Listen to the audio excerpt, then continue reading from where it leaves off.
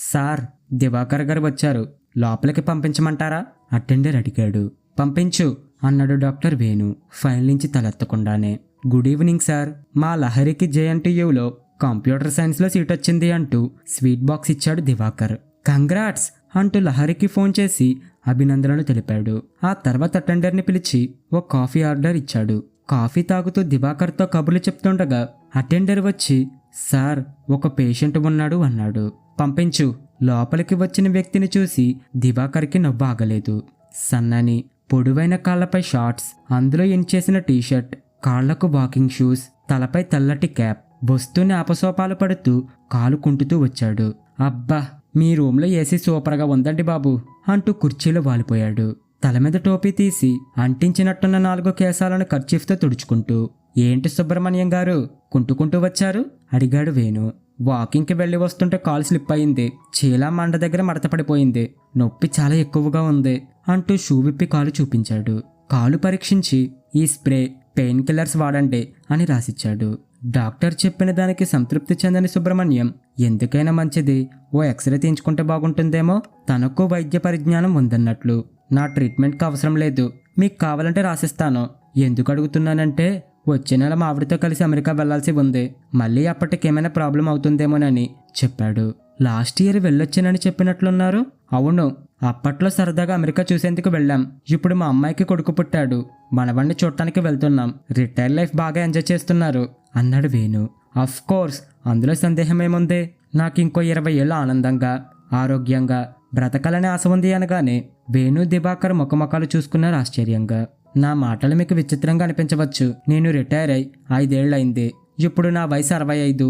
అయినా నా మనసు ఎప్పటికీ 25 ఏళ్ళన్నట్టే అనిపిస్తుంది. అందుకే నాకంటే చిన్నవాళ్లతో మాట్లాడుతుంటే నా వయసు అన్నదే మర్చిపోతాను. నా బాల్యం యవ్వన కాలాల్లో ఈ రోజున్న వసతులు లేవు. అప్పట్లో నా ఆర్థిక పరిస్థితి కూడా నా అభిరుచులను చేరువ చేసుకునేలా ఉండేది కాదు. ఎలక్ట్రికల్ డిపార్ట్మెంట్లో ఆఫీస్ సూపరింటెండెంట్గా రిటైర్ అయ్యాను. కొడుకు కోడలు 2 సాఫ్ట్వేర్ ఇంజనీర్లు. కూతురికి అమెరికా సంబంధం చూశాను.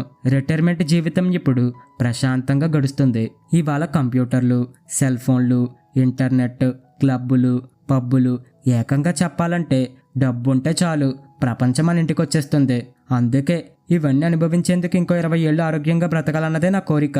వయసుతో పాటు బీపీ, షుగర్ వచ్చినా మనసులో డోంట్ వర్రీ అనుకుంటూ వాటిని కంట్రోల్లో ఉంచుకుంటూ ఉంటాను అంటూ చెప్పుకుంటూ పోతున్న సుబ్రహ్మణ్యం మాటల కడ్డుగా అతని చేతిలో ఉన్న సెల్ ఫోన్ నుంచి అకస్మాత్తుగా ఓ విచిత్రమైన శబ్దం వచ్చింది. పౌచ్లోంచి ఫోన్ బయటకు తీసిన వెంటనే దివాకర్ కాస్త కంగుతిన్నట్లు చూశాడు. 60,000 ఖరీదు చేసే ఐఫోన్ అది. 2 నిమిషాలు ఫోన్లో మాట్లాడిన తర్వాత మరి వెళ్ళొస్తానో అంటూ ఫీజిచ్చి పక్కనున్న సోఫాలో కూర్చొని షూలేసి కట్టుకుంటూ ఉండగానే వేణు బజర్ నొక్కాడు. వెంటనే లోపలికి వచ్చిన నడివయసు వ్యక్తిని చూసి, రండి మాస్టారు అన్నాడు వేణు.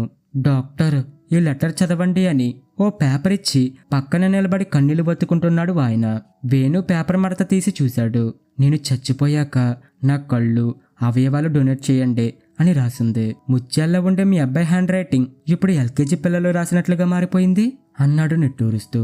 వాడి తలరాతే మారిపోతున్నప్పుడు చేతిరాత మారకుండా ఉంటుందో డాక్టర్ అని కన్నీళ్లు తుడుచుకున్నాడు. మాస్టర్, ముందు కూర్చోండి అన్నాడు. ఆయన కూర్చోగానే వేణు నిశ్శబ్దంగా చూసి, 2 రోజులుగా మీతో ఎలా చెప్పాలో అర్థం కావడం లేదు. మీరు ధైర్యంగా ఉండాలి. మీ అరుణ్కి గ్లయోబ్లాస్టోమా, ఒక విధమైన మెదడువాపు, ఇంత చిన్న వయసులో రావడం దురదృష్టకరం అన్నాడు. మాస్టర్ కళ్ళ నుంచి కన్నీళ్లు ధారాలుగా కారుతున్నాయి. మెదడులో ముఖ్యమైన ప్రాంతాలను ఈ వ్యాధి ప్రభావితం చేస్తుంది. దీనికి కారణంగా క్రమంగా జ్ఞాపక శక్తి కోల్పోవడం, చూపు మందగించడం, తరచూ ఫిట్స్ రావడం జరగచ్చు. ముందుగా చెప్పడానికి కారణం వేణు మాటలు పూర్తి చేయకముందే మాస్టర్ పెద్దగా ఏడుస్తూ, 20 ఏళ్ల అల్పాషకుడు కావడానికా డాక్టర్? దేవుడు వాడికంత మేధస్సునిచ్చి ఎందుకలా చేశాడు? చిన్నప్పటి నుంచి అబ్దుల్ కలాం లాగా సైంటిస్టుగా మారాలని కలలు కనేవాడు. ఆ స్ఫూర్తితో ఇంటర్లో స్టేట్ ర్యాంక్ సాధించి ఐఐటి ఎంట్రన్స్లో 5వ ర్యాంకు తెచ్చుకున్నాడు. తనకిష్టమైన బ్రాంచ్ తీసుకొని చెన్నై ఐఐటిలో చదువుతున్నాడు. ఫస్ట్ ఇయర్ పరీక్షలు రాసి ఇంటికొచ్చి 10 రోజులు కూడా కాలేదు. ఇంతలో అంటూ మాస్టర్ చేతిలో ముఖం దాచుకొని బోరున విలపించాడు. ఆయన వైపు దివాకర్ పరితాపంగా చూస్తుంటే అక్కడ ఉన్న సుబ్రహ్మణ్యం ఆశ్చర్యంగా చూస్తున్నాడు. మాస్టారు, మీరు భయపడకూడదు. ఏ క్షణాన ఏ మిరాకల్ జరుగుతుందో ఎవ్వరూ ఊహించలేరు. మీకు వ్యాధి లక్షణాలు తెలుసుకోవాల్సిన అవసరం ఉంది, అందుకే చెప్పాను అని వేణు ధైర్యంగా మాటలు పలికిన ఆ మాటలు మాస్టారి గుండెలో రగిలే ఆవేదనను మాత్రం తక్కువ చేయలేవని వేణుకి తెలుసు. వేరే ఎక్కడికైనా తీసుకెళ్ళమంటారా?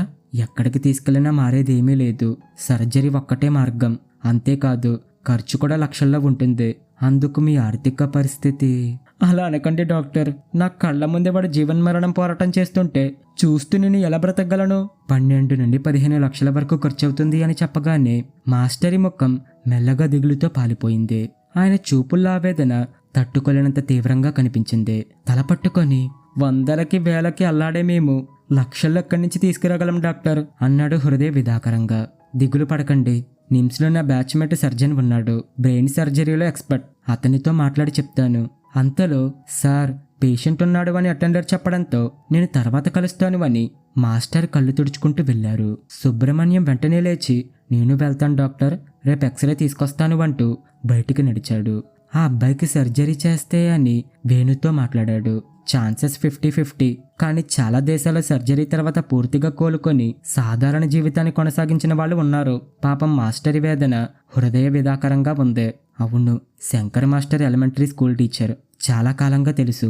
2 అమ్మాయిల తర్వాత పుట్టిన ఏకైక కుమారుడు. మహా ఇంటెలిజెంట్ అంటూ వేణు చెప్పుతుండగానే దివాకర్ సెల్ మోగింది. మా మావగారు వచ్చారట. నేను బయలుదేరుతాను. నువ్వు అడిగిన బుక్స్ రేపు తీసుకొస్తాను అంటూ దివాకర్ వెళ్ళిపోయాడు. దివాకర్ వేణు ఎల్కేజీ నుండి ఇంటర్మీడియట్ వరకు క్లాస్మేట్స్. దివాకర్ ఇంజనీర్ చదివి రైల్వేలో ఉద్యోగం చేస్తుంటే వేణు డాక్టర్ అయ్యాడు. ఇద్దరు హైదరాబాద్లోనే ఉండడం వల్ల తరచూ ఇలా కలుస్తూ కబుర్లు చెప్పుకుంటారు. కుంటుతింట్లోకి వచ్చిన సుబ్రహ్మణ్యాన్ని చూసిన భార్య, ఏమైంది కాలు? ఏమైంది? ఎందుకలా కుంటుతున్నారు అంటూ అడిగింది. చెప్పాడు. ఫ్రాక్చర్ ఏమైనా అయిందేమో అంది సందేహంగా. డాక్టర్ దగ్గర చూపించే వచ్చాను. లేదన్నాడు. కాసేపు రిలాక్స్ అయ్యాక స్నానం చేసి బయటకు వచ్చిన సుబ్రహ్మణ్యం భోజనం వడ్డిస్తున్న భార్యని చూసి, వాళ్ళిద్దరిని రాని అన్నాడు. లేట్ అవుతుందంట, కోడలు ఫోన్ చేసింది. ఇద్దరు భోజనం ముగించాక భార్య టీవీ చూస్తుండగా సుబ్రహ్మణ్యం బాల్కనీలో కూర్చున్నాడు. ఎందుకో మనసు చిరాగ్గా ఉంది. ఆలోచనలు హాస్పిటల్ చుట్టూ తిరుగుతున్నాయి. వెనక్కి వాలుతూ కళ్ళు మూసుకున్నాడు. ఆలోచనలు 3 గంటల కిందటికి రివైండ్ అయ్యాయి. తన 2 వీలర్ కీస్ డాక్టర్ టేబుల్ మీద వదిలేసిన సంగతి క్లినిక్ బయటకు రాగానే గుర్తుకు వచ్చింది. తర్వాత వెంటనే తిరిగి వెళ్లి డాక్టర్ గదిలోకి ప్రవేశించబోతున్న సుబ్రహ్మణ్యం లోపల నుంచి వినిపిస్తున్న సంభాషణ తన గురించినని గ్రహించాడు. ఒక్క క్షణం తలుపు దగ్గర నిలబడి ఆగిపోయాడు. విన్నావుగా, 60 ఏళ్ల ముసలి సుబ్రహ్మణ్యం ఇంకా 20 ఏళ్లు బ్రతికి ఏదో కొత్తగా అనుభవించాలన్న తపన. ఇంకోవైపు 60 ఏళ్లు బ్రతికి ఎంతో సాధించాల్సిన 20 ఏళ్ల మేధావికి యవ్వనంలోనే మరణ పోరాటం. ఇదంతా ఎంత విచిత్రంగా ఉందో అని వేణు అన్నాడు. సుబ్రహ్మణ్యం సౌండ్ పార్టీలా కనిపిస్తున్నాడు. ఆయన దగ్గరున్న ఫోనే ఏకంగా 60,000 రూపాయలు ఉంటుంది. అదీగాక మాటి మాటికి అమెరికా గురించే మాట్లాడుతున్నాడు. అంత సీనేం లేదు. ఇవన్నీ ఈ మధ్యనే వచ్చినవి. ఇటీవల మధ్యతరగతి పిల్లల సంపాదనలో తల్లిదండ్రులు నడమంత్రపు సంబరాల కేసుల్లో ఈయనొకడు అంటూ సుబ్రహ్మణ్యం గురించి చెప్తుండగా వింటున్న సుబ్రహ్మణ్యానికి తల కొట్టేసినట్లయింది. అవే మాటలు ఇప్పుడు ఓ వైపు చెవుల్లో మారుమరోగుతుంటే మరోవైపు వారం రోజులుగా ఇంట్లో కొడుక్కి తనకి నడుస్తున్న కోల్డ్ వార్కి ముగింపుగా ఉదయం కోడలన్న మాటలు మనసును కెలుకుతున్నాయి. పొద్దున్న కొడుక్కి తనకి జరుగుతున్న వాగ్వివాదంలో కోడలు కల్పించుకుని భర్తతో 60 ఏళ్లు దాటాక కూడా ఇంటి సాధక బాధకాలు అర్థం చేసుకోకుండా అమెరికా వెళ్లాల్సిందేనని ఆయన మొండిగా వాదిస్తుంటే, మీ కంట శోషంతా వృధా, అనవసరపు రభస ఆపి రండి, ఇవాళ ఫ్లైట్ టికెట్లు తెచ్చేద్దాం అనేసరికి, ఇదిగో అమ్మాయి, వాడేం మమ్మల్ని ఊరికే చూడడం లేదు. పెంచి పెద్ద చేసి మంచి చదువులు చెప్పించాం. కానీ కట్నం లేకుండా నీకు పెళ్లి చేశాం. ఎందుకనుకుంటున్నావు? ఆవాసంలో మమ్మల్ని అడ్డుకోరనే అంటూ సుబ్రహ్మణ్యం కోపంతో ఉగ్రరూపం దాల్చాడు. మీ తాపత్రయం చూస్తుంటే మీకు ఆవాసనం రావడానికి ఇంకో 60 ఏళ్లు పట్టేలా ఉంది అని విసురుగా భర్తను చూసి, మీరు బయలుదేరండి, ఆఫీస్కి టైం అవుతుంది అంది. గుడ్డొచ్చి పిల్లని వెక్కిరించిందని 4 డబ్బులు సంపాదిస్తున్నావని మిడిసి పడుతున్న నడమంత్రంగా మాట్లాడకో. అయినా మీ ముష్టి డబ్బులు నాకు అక్కర్లేదు. ఊళ్ళో ఉన్న స్థలం అమ్మి వెళ్తాం. ఆవేశంగా అనేసరికి, అది మీ ఇష్టం నాన్న. పోయిన సంవత్సరం అక్కయ్య దగ్గరకు అమెరికా వెళ్ళి చూసి వస్తామంటే ఇద్దరినీ పంపాం. సంవత్సరం తిరగకుండానే ఇప్పుడు మనవాణ్ణి చూడాలంటే మళ్ళీ అమెరికా వెళ్ళాలి అంటున్నారు. కానీ దానికి లక్షలు ఎక్కడి నుంచి తెచ్చుకోవాలి? 36 ఏళ్ళు ఉద్యోగం చేసినా ఓ చిన్న ఇంటి స్థలమని ఏర్పరచుకోలేకపోయారు. మేమిద్దరం ఉద్యోగంలో ఉన్నాం కదా అని అందరం కలిసి ఉండాలని 3 బెడ్రూమ్ ఫ్లాట్ తీసుకున్నాం. నా జీతం ఇంటిలోనికి పోతుంటే తన జీతం ఇల్లు గడపడానికి సరిపోతుంది. మీ స్టేటస్ కోసం కారు, 2 బైక్లు, ఇవన్నీ అవసరమా? ఒక్క నిమిషం ఆలోచించండి నాన్న. ఇద్దరం 12 గంటలు కష్టపడుతుంటే మీకెందుకు అర్థం కావడం లేదు? డబ్బు విలువ తెలుసుకోకుండా ఇలా హంగులకి ఆర్భటాలకి లక్షలు తగలేసే బదులు ఏవైనా ఉపయోగపడే పనులు చేయండి. జీవితానికి సార్థకత, వృద్ధాప్యంలో సంతృప్తి మిగులుతాయని వేగంగా వెళ్లిపోయిన కొడుకు వైపు అసహనంగా చూసిన సుబ్రహ్మణ్యంలోని ఆభిజత్యం ఆకాశం వైపు చూసింది ఆ క్షణాన్న. ఇప్పుడు వెనక్కి తిరిగి ఆలోచిస్తున్న సుబ్రహ్మణ్యంకి ఇన్నేళ్లు తను ఏం చేశాడో, ఇప్పుడు ఏం చేస్తున్నాడో కళ్ళ ముందే కదులుతుంది. కొడుకు కోడలు అడిగిన ప్రశ్నలకు సమాధానం చెప్పాలంటే మాటలు రావడం లేదు. అనుభవానికి హద్దులు ఎక్కడుంటాయి? ఈ రోజుకి రేపు కొత్త. ఆలోచిస్తున్న కొద్దీ అంతరంగంలో అవగాహన నిద్రలేచి అవసరమైనప్పుడు గుడ్డు పిల్లని వెక్కిరించడంలో తప్పులేదని నొక్కి చెప్తున్నట్లుగా అనిపించింది. సుబ్రహ్మణ్యం ఆలోచనలో మునిగిపోతుండగా రాత్రి 11 గంటలకు కాలింగ్ బెల్ మోగింది. ఆ వదనాన్ని చీల్చేసిన శబ్దంతో ఒక్కసారిగా తను తేరుకున్నాడు. భార్య తలుపు తీసేసరికి అలసిపోయి లోపలికి వచ్చిన కొడుకుని కోడల్ని చూసి సుబ్రహ్మణ్యం ఏం మాట్లాడకుండా మౌనంగా బాల్కనీలోనే కూర్చున్నాడు. భోజనం చేస్తూ, అమ్మా నాన్న పడుకున్నారా? కొడుకు ప్రశ్నించాడు. నిద్ర పట్టట్లేదని బాల్కనీలో కూర్చున్నట్టున్నారు అంది తల్లి. భోజనం ముగించాక తండ్రి దగ్గరకు వెళ్ళి, నాన్న ఫ్లైట్ టిక్కెట్లు తెచ్చాను, మీరు కోరిన తేదీల్లోనే దొరికాయి అన్నాడు కొడుకు. వద్దు కిరణ్, క్యాన్సిల్ చేయి. అలిగారా? లేకపోతే మావయ్యకి చెప్పి ఊళ్ళో స్థలం అమ్మించేశారా? లేదురా, మేం వెళ్ళడం లేదు. ఆవేశంలో ఏదో అనుకున్నాను గాని ఆలోచిస్తే అనవసరం అనిపించింది. ఏదో ఆఫీస్కి వెళ్ళే హడావిడిలో అనుకున్నాం, దానికే. కాదురా, నా కళ్ళు మనసు తెరిపించారు. టిక్కెట్లు తెచ్చాను కదా, ఈసారి వెళ్ళండి. వద్దురా, ఈ డబ్బుతో అని సుబ్రహ్మణ్యం ఒక్క క్షణం ఆగిపోయాడు. సాయంత్రం తన కాలు స్లిప్ అయిన సంగతి, వేణు క్లినిక్ లో శంకర్ మాస్టర్ని చూసిన విషయం, ఆయన కొడుక్కి ఉన్న పరిస్థితి వివరించి, మీ ఇద్దరికి అభ్యంతరం లేకపోతే ఈ డబ్బు అంటూ సుబ్రహ్మణ్యం మాట తడుముకున్నాడు.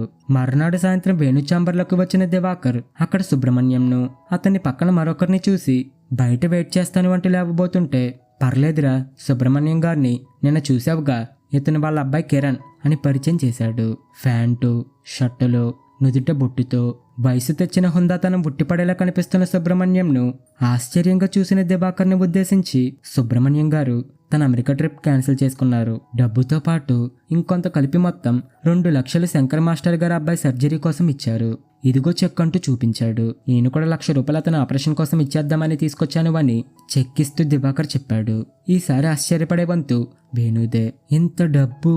లహరి ఇంజనీరింగ్ సీట్ కోసం ఉంచుకున్న డబ్బు, కానీ ఆమెకు మెరిట్లోని సీటు వచ్చింది అన్నాడు దివాకర్. ఇప్పుడు ఈ డబ్బు ఆ అబ్బాయి ఆపరేషన్కి ఉపయోగపడుతుందని అనిపించింది.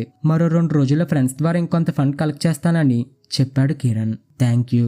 మరి నా వంతుగా నేను అని డ్రాలో చెక్ బుక్ తీశాడు వేణు. 60లో 20లా ప్రవర్తిస్తే ఎంత ఎబ్బెట్టుగా ఉంటుందో ఆలస్యంగా అయినా అనుభవపూర్వకంగా తెలుసుకున్న సుబ్రహ్మణ్యం తనలో చోటు చేసుకునే పరివర్తనతో స్వార్థాన్ని వెనక్కి నెట్టి నిద్రపోతున్న మానవత్వాన్ని మేల్కొల్పింది. తన దగ్గర అదనంగా ఉన్న డబ్బు ఆపదలో ఉన్న వాళ్ళకు ఉపయోగపడాలని మంచి మనసుతో దివాకర్ ముందుకొచ్చాడు. పవిత్ర వైద్య వృత్తిని వ్యాపారంగా మార్చి డబ్బు కోసం శవాలకి సైతం వైద్యం చేస్తూ రోగుల్ని దేవుళ్లలా దీవించాల్సిన డాక్టర్లు ఈ విధంగా చేస్తున్న ఈ రోజుల్లో భగవంతుడా, ఇతరుల అనారోగ్య పరిస్థితిపై నా వృత్తి, భుక్తి, అభివృద్ధి ఆధారపడి ఉండడం నాకు విచారకరం. అయితే వారిని ఆరోగ్యవంతులుగా తీర్చిదిద్దే అవకాశాన్ని నాకు ప్రసాదించావు. ఇది నువ్వు నాపై ఉంచిన బాధ్యతగా స్వీకరించాను. ఈ బాధ్యతను పరిపూర్ణంగా నిర్వర్తించగల మానవత్వాన్ని, మనోశక్తిని నాకు ప్రసాదించు అని తన వద్దకు వచ్చే వాళ్ళందరికీ కనిపించేటట్టు రాయించిన పై మాటలు డాక్టర్ వేణులోని మానవత్వానికి అద్దం పడతాయి. అందుకే మనిషిగా స్పందించి ఆర్థికంగా మానవత్వం ఉన్న వైద్యుడిగా బాధ్యత వహిస్తూ శంకర్ మాస్టర్ అబ్బాయి ఆపరేషన్ కోసం ముందుకు వచ్చాడు వేణు. డబ్బు విలువ తెలుసు కాబట్టి తానే కాకుండా తనలాంటి వాళ్ళను కూడా సహాయానికి ప్రేరేపించి ఆపరేషన్కు అవసరమైన మొత్తాన్ని సమకూర్చడంలో కిరణ్ ఎంతో తోడ్పడ్డాడు. ఇలాంటి వ్యక్తులు కొంతమందిన సమాజంలో ఉండడంతోనే విలువలు ఇంకా విలువలతో సంచరిస్తున్నాయి. వీళ్ళ 4 చేతులు కలవడంతో మరణంతో పోరాడుతున్న 20 ఏళ్ల మేధావిని బ్రతికించాలనే ఆశయంతో, నమ్మకంతో మనస్ఫూర్తిగా ఆయుష్మాన్ భవాని దీవించి ఆపరేషన్ థియేటర్కి పంపారు. Hope for the best. ఇది ఫ్రెండ్స్ ఈరోజు కథ. మీకు కనుక ఈ కథ నచ్చితే లైక్ చేయండి, షేర్ చేయండి. ఇలాంటి మరిన్ని కథల కోసం మా ఛానల్ని ఇప్పుడు సబ్స్క్రైబ్ చేసుకోండి. Thank you friends.